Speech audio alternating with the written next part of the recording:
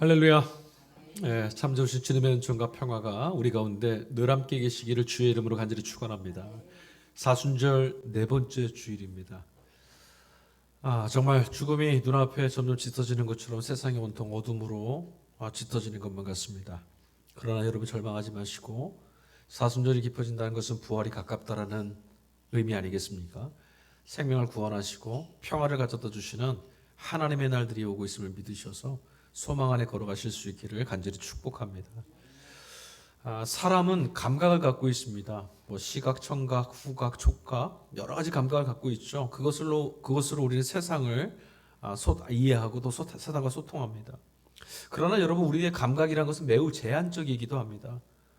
대부분 우리가 세상을 이해하고 발견하고 소통하는 감각은 시선입니다. 눈으로 보는 것들을 통해서 우리는 대부분의 감각과 정보를 받아들이죠. 보이는 것으로 우리는 세상을 판단합니다. 사람의 가치라는 것도 우리는 눈으로 보는 것으로 새기고 매기는데 익숙해져 있습니다. 심지어는 한 사람의 행복과 불행이라는 것도, 한 사람의 인생이라는 것도 눈에 보이는 것으로 결정하고 결정짓는 그런 시대를 오늘 우리는 살고 있습니다. 아마도 우리 자신도 인생과 삶을 그런 식으로 평가하고 있는지도 모르겠습니다. 정말로 우리는 이른 아침에 눈을 뜨는 순간부터 끊임없이 무언가를 참 많이도 들여다봅니다. 타인이 이룬 번듯한 성취, 성공, 업적들, 또 누군가의 화려한 일상, 이런 것들이 우리 눈에 자꾸만 들어옵니다. 그런데 그런 것들이 눈에 들어올 때마다, 그 화려한 것에 눈을 뺏길 때마다 반대편에 서 있는 나 자신의 모습이 자꾸만 우리 눈을 사로잡습니다. 내 자신의 모습은 그에 비해서 너무나 초라해 보이고 너무나 연약해 보이고 볼품없어 보입니다. 그래서 그 눈에 보이는 차이를 어떻게 해서든 극복해 보려고 우리는 발버둥 치고 있고 우리의 걸음은 자꾸만 빨라집니다. 내 삶이 아직은 무너지지 않았다고, 나도 꽤 쓸모 있는 사람이라고 그렇게 우리가 인정받을 때 우린 비로소 그때야 안도감을 얻기도 하고 그때야 한숨 쉬고 행복하다 이런 생각을 갖기도 합니다. 하지만 눈에 보이는 것들에 자꾸만 영혼의 닻을 매달고 하루하루 삶의 근거를 거기다 세우고 살다 보면 결국은 모든 것들이 한순간에 무너질 수밖에 없다는 것을 우리는 뒤늦게 깨닫게 됩니다. 그리고 그때가 돼서야 비로소 우리가 눈에 보았던 것들, 우리 눈에 들어왔던 것들, 그런 것들이 얼마나 허망하고 얼마나 우리 삶을 내몰았던 가혹한 잣대였는지 뼈저리게 실감할 수 있게 됩니다.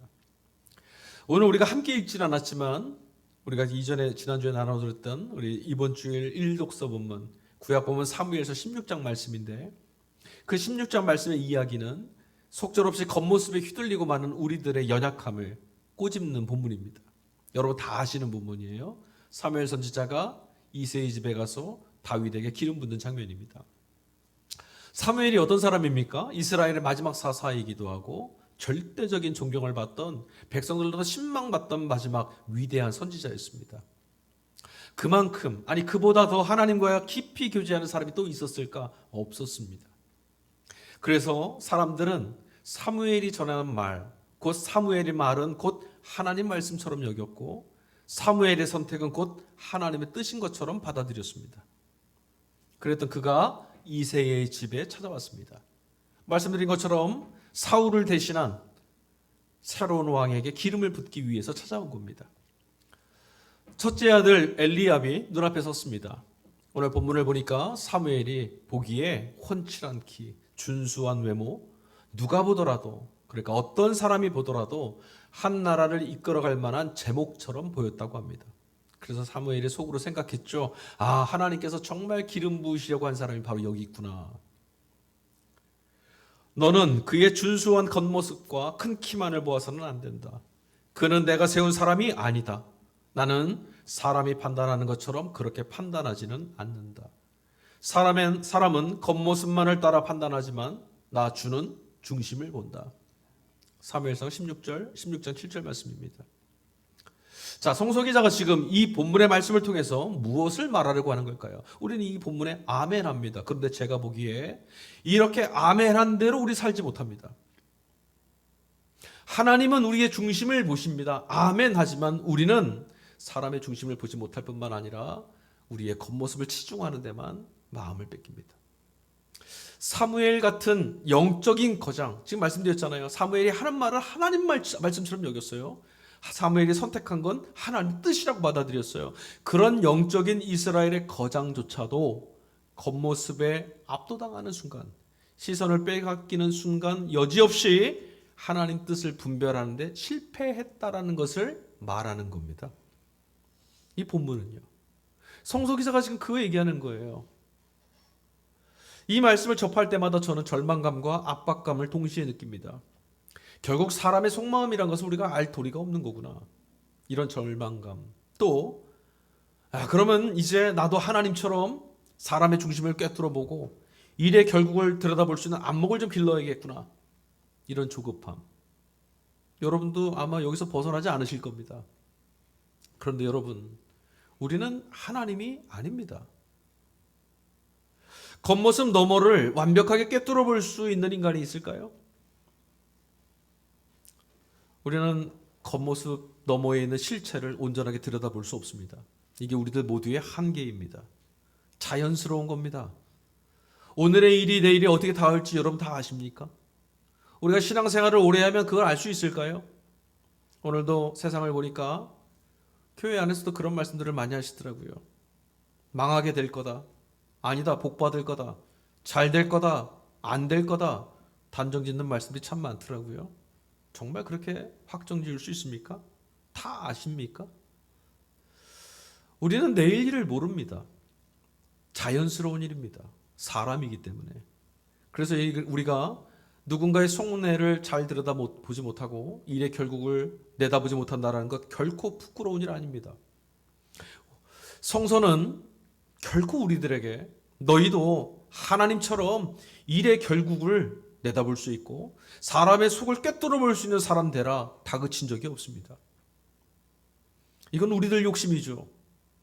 오히려 은혜의 눈을 떠서 모든 것을 꿰뚫어 하시는 하나님이 여기 계심을 너희는 믿음으로 너희가 짊어지려고 하는 무거운 짐을 좀 내려놓아라. 이렇게 초대하시는 거죠. 다 알아야만 한다라고 하는 조급함을 좀 내려놓고 오늘 하루 그냥 살아라. 우리 인생 전체를 꿰뚫어 보시는 하나님이 너와 함께 하시지 않느냐. 이게 성경이거든요. 결국 여러분 다윗이 왕으로 세움을 받았죠. 첫째 형부터 계속해서 지나가다가 결국 말째 들에서 양치고 있던 다윗이 불려와서 그에게 다윗에게 사무엘이 기름을 붓습니다. 하나님이 말씀하셨거든요. 바로 그다.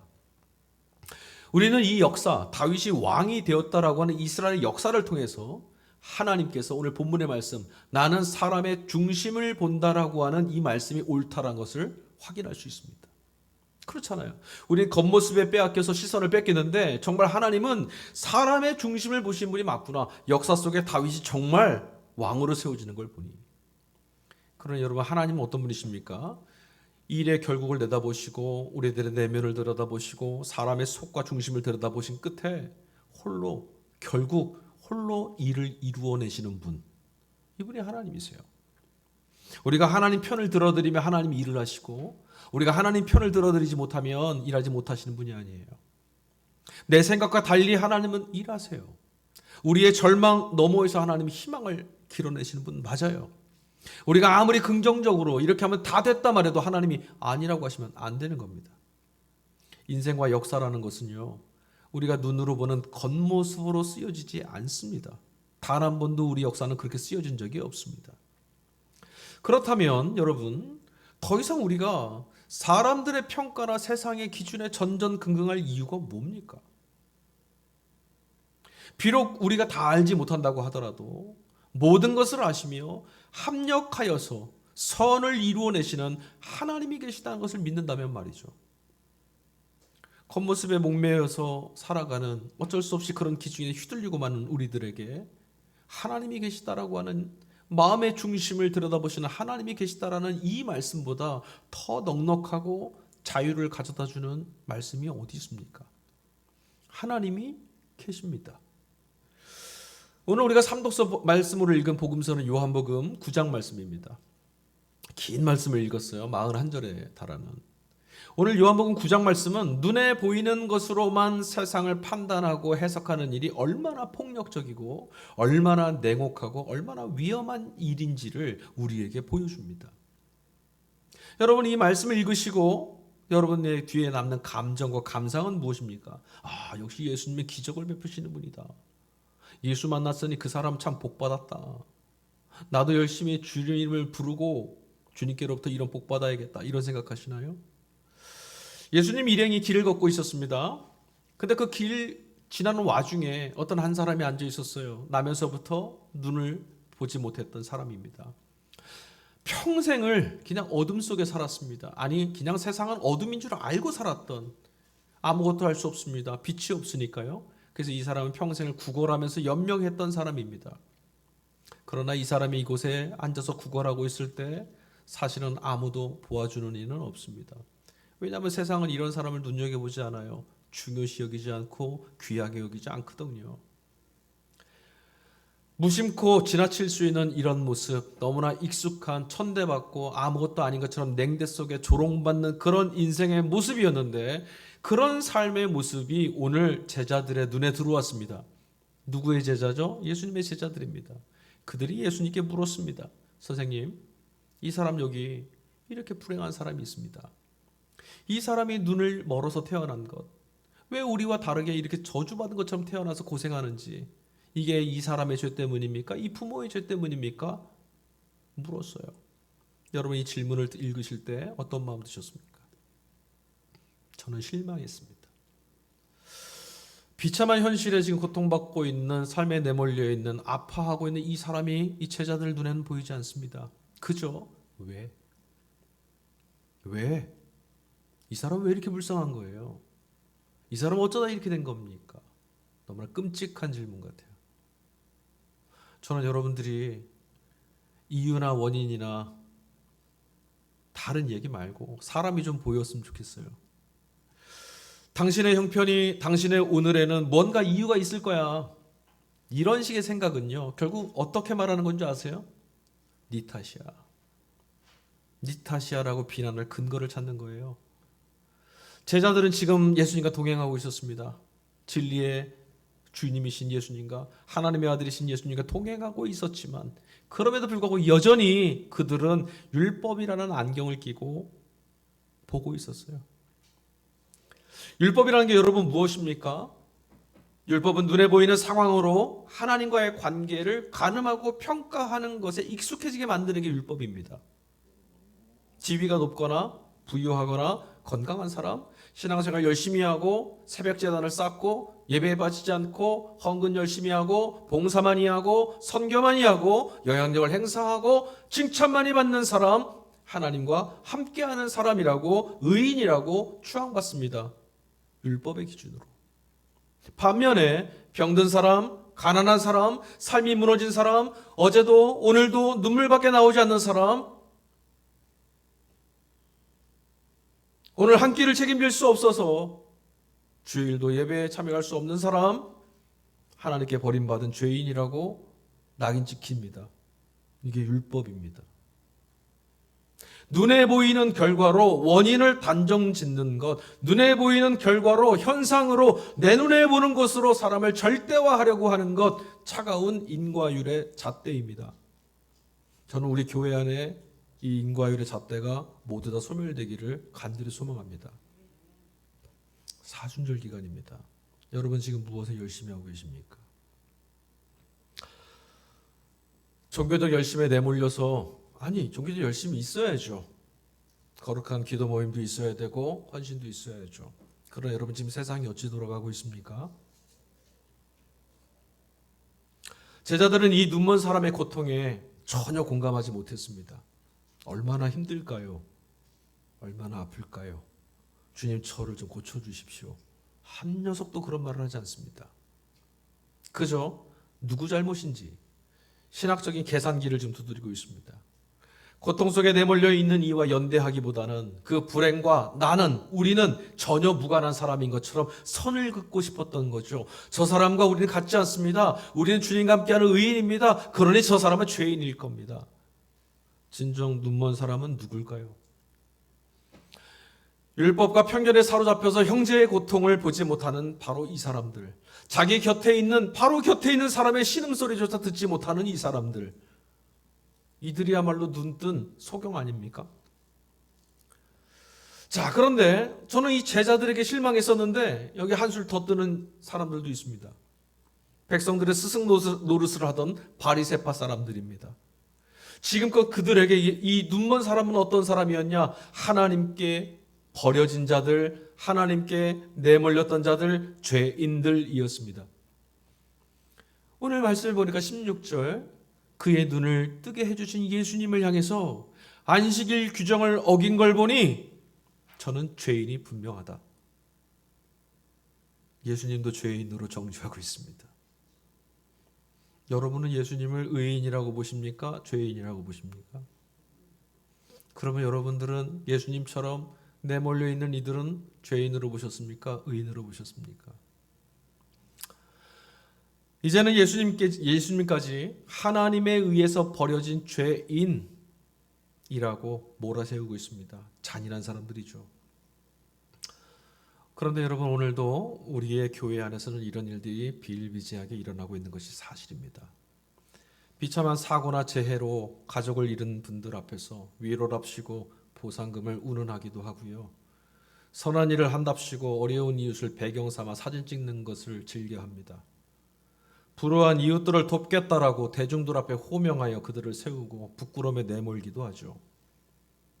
보이지 않는 하나님을 믿는다라고 말하지만 정작 눈앞에서 고통받고 있는 이웃의 존엄은, 그 안에 담겨있는 하나님의 형상이 깨지고 있는 이 참담함은 전혀 보지 못합니다.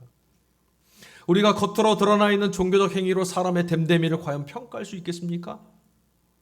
겉으로 열심히 하는 누군가를 보면서 그 사람이 정말 하나님과 어떤 관계에 있는지 여러분 꿰뚫어 보실 수 있겠습니까? 저는 볼 수 없습니다. 못 믿겠습니다. 겉으로는 겸손을 말하면서도 뒤로는 이권을 탐하는 이들이 있고, 강단에서는 번드르르한 말씀을 쏟아내지만 일상에서 타인의 존엄을 짓밟는 이들이 얼마든지 있는 것이 오늘의 현실이 되어버렸습니다. 업적으로 평가받아야 되는 사회는 이런 겁니다.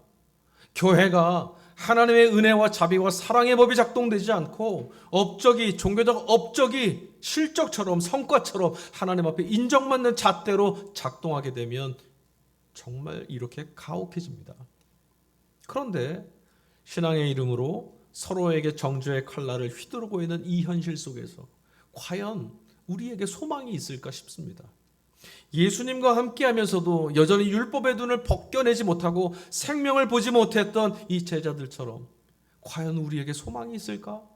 과연 우리가 예수 믿어도 예수님이 보시는 것처럼 생명을 보안을 볼 수 있는 그런 날이 열릴 수 있을까? 사람들은 종교적 잣대를 들이대서 타자를 하나님과의 관계에서 내몰고 쫓아내는 일에 굉장히 익숙합니다. 하나님과의 관계 밖에 있는 일을 하나님과 관계 안으로 들어오는 일을 우리는 잘 못합니다. 근데 반대의 일은 너무 잘합니다.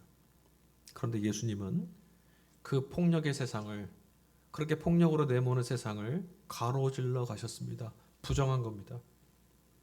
모든 사람들이 죄인이라고 비켜갔던 그 어둠의 자리, 저주받은 죄인이라고 혀를 차면서 나는 저런 상황에 떨어지고 싶지 않다고 돌아보지 않았던 그 자리로 예수님은 걸어가셨습니다. 그리고 천천히 그의 눈에 손을 내셨죠. 저는 제가 그림 실력이 조금만 있으면 이 장면을 멋있는 그림으로 좀 그려보고 싶어요. 저희 블로그에 이 대목을 그림으로 그려놓은 그림 하나 올려놨으니까 찾아가 보세요. 주님이 그 맹인의 눈에 손을 대시는 장면이 저는 창세기 첫 장의 장면 같았어요. 창조주의 손길이 닿는 장면이죠. 빛이 있으라. 세상의 매서운 시선에 내몰려 있던 그가 마침내 빛 가운데로 건져졌습니다. 빛 없던 그에게 빛이 임하였습니다. 그에겐 세상이 빛이 아니었는데 예수님이 그를 만나신 다음에 그의 세상이 빛으로 밝혀졌습니다. 나는 그분이 죄인인지 아닌지는 모릅니다. 다만 한 가지 내가 아는 것은 내가 눈이 멀었다가 지금 보게 됐다는 것입니다. 25절. 예수님을 통해서 빛을 되찾았던 이 사람이 외쳤던 말입니다. 바리새인들의 고상한 율법이 그를 건져낸 건 아닙니다. 유대인들의 거룩한 종교의식이 이 사람의 서글픈 현실을 건져낸 거 아니지 않습니까? 자신을 있는 그대로 받아주신 예수님의 긍휼이 그를 암흑에서부터 빛으로 이끌어냈습니다. 그러니 얄팍한 전통이나 교리 따위 이제 그에게 중요치 않습니다. 진리란 건 여러분 이런 겁니다. 여러분 어떤 것이 진리인지 혹세무민한 세상 가운데 어느 편이 진리에 속해 있는 것이 어느 것이 진리의 말씀인지 헷갈리시거나 여길 주목하십시오. 진리란 사람을 정죄하거나 통솔하거나 휘두르거나 다스리는 권세를 통해서 드러나지 않습니다. 진리는 예수님처럼 무너진 생명을 살려낼 수 있느냐, 이걸로 증명됩니다. 그의 말이 있어서 사람이 살아났다면 진리가 맞습니다. 그들의 모임이 사람을 살려내는 일이 있었다면 진리가 맞는 거죠. 나는 이 세상을 심판하러 왔다. 못 보는 사람은 보게 하고 보는 사람은 못 보게 하려는 것이다. 39절에 예수님 말씀이에요. 나는 이 세상을 심판하러 왔다. 지난주도 말씀드렸지만 우리 이런 말씀만 들으면 묘한 장면을 자꾸 생각해요. 유대 묵시론적인 어떤 장면들. 벼락을 치고 부수고 죽이고 보복하는, 여러분 이런 심판 기억하시죠? 근데 예수님 뒤에 뭐라고 하셨냐면 나는 심판하러 왔다. 무엇을요? 못 보는 사람은 보게 하고 보는 사람은 못 보게 하려는 것이다. 이게 예수님의 심판이에요. 예수님이 심판주라는 말씀이 도대체 뭡니까? 이 대목을 통해서 여러분 깊이 이해하십시오. 예수님이 오시기 전까지 이 눈먼 사람은 사람들의 수군거림 속에서 세상 가운데 어둠에 홀로 버려진 눈먼 사람이었습니다. 그런데 빛 대신 예수님이 오시자 상황이 완전히 역전됐죠? 예수님이 오시길 이 말씀하시는 거예요. 너희는 지금껏 잘못 보았다. 이 말씀이라니까요. 이게 바로 하늘의 심판입니다. 우리도 잘못 보았습니다. 자신이 이룬 것을 기준으로 스스로를 의롭게 여기던 이들의 영적인 눈멀미 폭로된 거죠. 바리새인들, 제자들, 사실 니들이 눈 멀었어. 못 보고 있잖아. 이것이 누구를 통해 드러났어요? 예수님 때문에. 반대로 아무것도 내세울 것 없었던 이 눈멀었던 한 사람은 구원받은 의인이 됐습니다. 하나님의 구원을 보았고 누렸고 얻게 됐습니다. 그렇죠. 세상이 옳다고 했던 것들이 틀린 것으로 드러나게 됐고 세상이 실패라고 규정했던 것들이 오히려 하나님의 구원 안에 있다는 사실이 밝혀졌습니다. 진짜가 드러났습니다. 이게 바로 예수님이 심판하시는 겁니다. 예수님을 믿는다라는 게 바로 이런 거예요, 여러분. 예수님을 믿는다라는 건 이처럼 바른 것을 볼 수 있는 눈을 뜨는 겁니다. 하나님의 궁극적인 역사를 보는 눈을 뜨는 겁니다. 다르게 보는 거죠. 이게 예수님을 믿는 거예요. 그래 여러분, 나는 예수 믿습니다. 나는 예수 믿고 구원받았습니다. 여러분 이렇게 고백하시니까 자문해 보시면 돼요. 지금까지 예수 믿기 이전에 보던 나의 눈과 시선과 가치가 바뀌었는가? 주님은 세상이 굽어진 잣대를 바르게 펴셔서 한없이 낮아진 자들을 높이십니다. 가난한 자들을 부욕해 하시고요. 억울하게 눈물을 흘리는 자들을 건져 올리시죠. 그러나 여러분 우리가 반드시 두려운 마음으로 기억해야 될 것도 있습니다. 주님은 어떤 분이십니까? 스스로를 의롭다 큰 소리 치는 이들을, 그들의 굽어진 마음을 주님은 들춰내시고 폭로합니다. 나는 옳다고, 내 생각이 맞다고, 그렇지 않다고. 높은 곳에서 웁질거리는 이들이 있으면 주님을 만나면 한없이 낮아질 겁니다. 타인의 고통을 밟고 서 있는 이기적인 웃음들을 주님은 통곡으로 바꾸시는 분입니다. 그러니까 주님은 심판주이십니다. 그래서 주님은 무서운 분입니다. 예수님을 믿는다라는 것은 이처럼 낯설은 시선을 갖게 되는 겁니다. 그렇다면 여러분 오늘 우리는 어떻게 살아야 되겠습니까? 이 물음에 대한 답이 오늘 이 독서인 에베소서 바울 사도의 말씀 안에 담겨 있습니다. 바울 사도는 오늘 이렇게 말합니다. 우리가 빛의 자녀다. 이 말씀을 읽으시고 여러분들이 또 오해 안 하셨으면 좋겠어요. 우리 교회 교우들은 하나도 오해 안 하실 거라고 저는 믿습니다. 빛의 자녀다 이런 말씀을 들으면 속절없이 거창한 종교적 의무감을 먼저 떠올리는 분들이 많아요. 타락한 세상, 어둠의 세상, 이 밝혀야 된다. 이런 거창한 사명감들 말이죠. 여러분, 이런 사명감이야말로 또 다른 형태의 업적주의이고 우리 영혼을 갉아먹는 바리새인들의 교훈과 닮아 있는 겁니다. 바울은 말합니다. 에베소서 5장 14절, 드러나는 것은 다 빛입니다. 그러므로 잠자는 사람아 일어나라. 죽은 사람들 가운데서 일어나라. 그리스도께서 너희를 환히 비추실 것이다. 이 말씀을 깊이 읽으십시오. 왜냐? 드러나는 것은 다 빛이다. 이 말씀이, 이 짧은 말씀이 복음의 아주 위대한 신비를 담고 있습니다. 드러나는 것은 다 빛이다. 원문이 수동태로 구성되어 있는데요. 이 수동태의 의미를 잘 살려낸 게 바로 공동번역 성경인 것 같아요. 제가 이렇게 공동번역으로 다시 이 부분을 읽어드릴게요. 빛을 받아 드러나면 빛의 세계에 속하게 됩니다. 참 이해하기 쉬운 것 같아요. 빛을 받아 드러나게 되면 빛의 세계에 속하게 되는 겁니다. 여러분, 빛의 자녀란 말이 그럼 뭘까요? 여러분, 빛의 자녀란 말은요, 나 스스로가, 우리가 발광체가 돼서 어둠을 밝히자, 빛을 뿜어내자, 이거 말하는 게 아니죠. 감추고 싶어 있던 내 안에 부끄러운 상처, 치부들, 욕망, 이런 한계들을 십자가의 빛 앞에 적나라하게 비춤받는 존재로 드러내는 겁니다. 감추지 않는 겁니다. 주님 앞에 서는 겁니다. 은혜를 받으라는 겁니다. 우리는 내 삶을 스스로 증명해 보려는 헛된 노력들을 십자가 앞에 내려놓은 사람들 아닙니까? 하나님의 은혜로, 하나님의 자비로 구원받은 사람들 아닙니까? 하나님의 구원의 은총의 빛을 받으라는 거죠. 비록 비루한 모습일지라도 예수 그리스도의 빛을 받아 드러나게 되면 바울 사도의 말대로 우리는 모두 다 빛의 자녀, 그분의 세계에 속해 있는 사람들, 하나님의 자녀가 맞습니다 라는 뜻이에요. 주님은 우리를 정죄하시지 않아요. 주님은 우리 각자의 수준이 어떤지 묻지 않으십니다. 오히려 우리가 그 빛 앞에 서게 되면 주님은 우리를 치유하실 것이고 우리의 부족함을 채우실 것이며 우리의 낮음을 높이실 거예요. 우리를 빛의 세계로 주님은 언제나 끌어안아 주십니다. 그래서 그분은 우리의 구원자이십니다. 그러니 여러분, 우리를 빛으로 부르셨다라는 말씀은 무거운 신앙의 짐을 짊어지라는 말씀이 아니라 이제 있는 모습 그대로 용납하시고 받아주시는 하나님의 은혜 안에서 살게 되었다. 이런 위대한 해방의 선언이에요. 내가 예수님 안에서 살게 됐다. 하나님 나라를 살게 됐다. 나는 복 안에 있다 라고 하는 거죠. 사랑하는 교회 여러분, 오늘은 무엇을 보고 계십니까? 아직도 사람들의 시선과 비교, 경쟁, 업적과 성과라고 하는 세상의 가혹한 잣대, 여기에 내 삶을 평가하는 대로 그대로 방치하고 있습니까? 혹시 나 자신도 그런 잣대로 나의 인생과 삶을 평가하고 있는 건 아닙니까?